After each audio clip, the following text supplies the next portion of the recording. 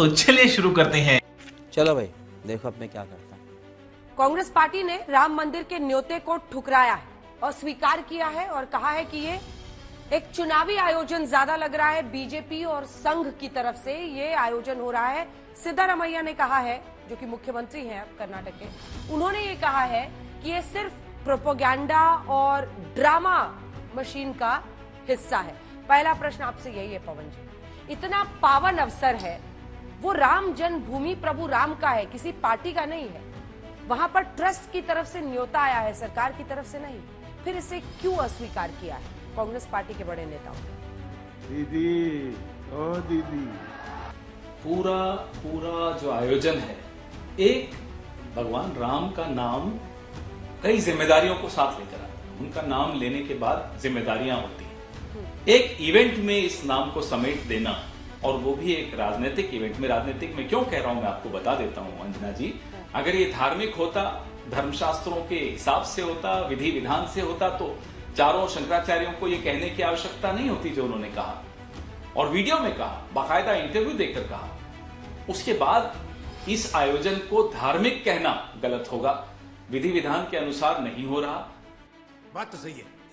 जब पूरा का पूरा कंस्ट्रक्शन समाप्त नहीं हुआ, मंदिर पूरा निर्मित नहीं हुआ, तो आप उसका प्राण प्रतिष्ठापन नहीं कर सकते। और जो कर रहे हैं प्राण प्रतिष्ठापन, वो व्यक्ति तो कर ही नहीं सकते धर्मशास्त्रों के हिसाब से। जो कर रहे हैं प्राण प्रतिष्ठापन, वो व्यक्ति तो कर ही नहीं सकते धर्मशास्त्रों के। गजब बेइज्जती है। तो इसको आप धार्मिक आयोजन कहकर कम से कम हम सबकी आस्था का अपमान न करें, हमारा यही आग्रह था आयोजकों से। अच्छा, आप शंकराचार्य की बात बार बार कह रहे हैं, लेकिन उनमें से ऐसे कई शंकराचार्य हैं जिन्होंने इससे पहले भी राजनीतिक बयान दिए हैं। आप अवधेशानंद जी को ही देख लीजिए, वो बनारस में उतरे थे, उन्होंने कहा था कि नरेंद्र मोदी के खिलाफ दूसरे उम्मीदवार का मैं समर्थन कर। इसको आप दरकिनार कीजिए पवन जी, वापस आइए।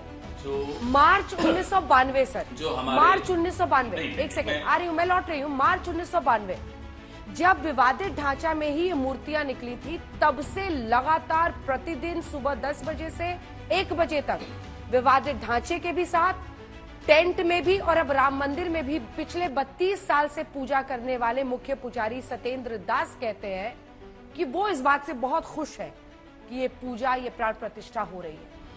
तो उनकी बात को आप कैसे कह सकते हैं कि धर्म के अनुसार नहीं हो रहा है?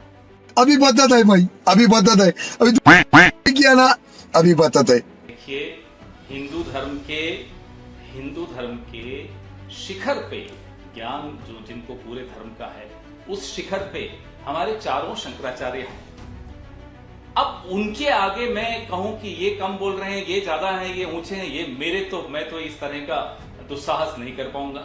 अगर वो कहते हैं कि प्राण प्रतिष्ठा सही तरीके से नहीं हो रही, धर्मशास्त्रों के हिसाब से नहीं हो रही, तो मैं तो बहुत छोटा आदमी हूं, मैं उनको तो चुनौती नहीं दे सकता। जो दे सकते हैं वो बड़े लोग हैं, वो दें। मुझे क्रेडिट नहीं चाहिए। आप एक बात समझिए, चंपत राय जी की जो टिप्पणियां, आज एक वीडियो मैंने देखा, आपने भी शायद देखा होगा, किस तरह से वो अपमानित कर रहे हैं भक्तों को, वो सुना होगा आपने। ऐसे लोग न्योता देते हैं और उस प्रांगण में राजनीति की अनुमति दी जाए, ये मुझे लगता है खिलवाड़ है सबकी आस्था के साथ। इस आयोजन में न आस्था है, न धर्म दिखता है, न नीति दिखती है, इसमें सिर्फ और सिर्फ राजनीति दिख रही है। क्या बात है सर, क्या बात है सर, क्या बात, ये बात है। नहीं, वजह क्या है पवन जी? क्या धर्म के नियमों का पालन नहीं हो रहा है इसलिए आप नहीं जा रहे हैं, या चुनावी बिसात बिछा दी गई है और उस चौसर पे सब पासे खेल रहे हैं इसलिए आप नहीं जा रहे हैं, या फिर सीधा कठोर प्रश्न आपसे पूछती हूँ, आप लोगों को अपने सेक्युलर छवि की चिंता हो गई है इसलिए नहीं जा रहे हैं? जो सॉफ्ट हिंदुत्व की राह पर आप चले थे उससे आपने यू टर्न ले लिया। वाह बेटा, लगता है तुम घू खा के ही मानोगे।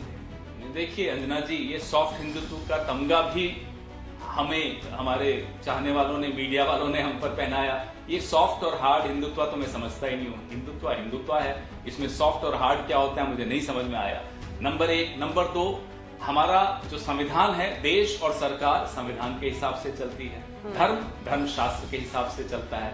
इसमें सेक्युलर छवि, सेक्युलर आपको आज क्योंकि स्वामी विवेकानंद जी का भी की जयंती है, तो 1995 सोनिया जी ने बड़ा स्पष्ट तौर पे एक लाइन कही थी कि भारत और सेक्युलर इसलिए है कि हिंदू धर्म में और हिंदू दर्शन में सेक्युलरिज्म है। ये बहुत बड़ी बात उन्होंने उस वक्त कही थी। तो आज भी मैं आज पढ़ रहा था सुबह, आज हमारे शशि थरूर जी ने भी इसके बारे में लिखा है। तो सेक्युलरिज्म से हिंदुइज्म कोई अलग नहीं है, संविधान कोई सेक्युलरिज्म से अलग नहीं है, दोनों में सेक्युलरिज्म का प्रतिबिंब है। तो इसमें कहीं सेक्युलरिज्म के ऊपर कोई दाग आ रहा है, कोई प्रश्न चिन्ह लग रहा है, ये मैं नहीं मानता। लेकिन मैं इतना जरूर जानता हूं कि अगर ये धर्म सम्मत होता, ये कार्यक्रम धार्मिक होता, तो शंकराचार्यों को ये कहने की आवश्यकता नहीं पड़ती जो उन्होंने कहा, और बड़े भारी मन से कहा, बड़े दुखी मन से कहा। और मैं उन 4 पीठों की बात कर रहा हूं जो हमारे धर्म का स्तंभ है। शाबाश बेटा, बहुत बढ़िया। आपसे खतरनाक इस देश के लिए कोई हो नहीं सकता।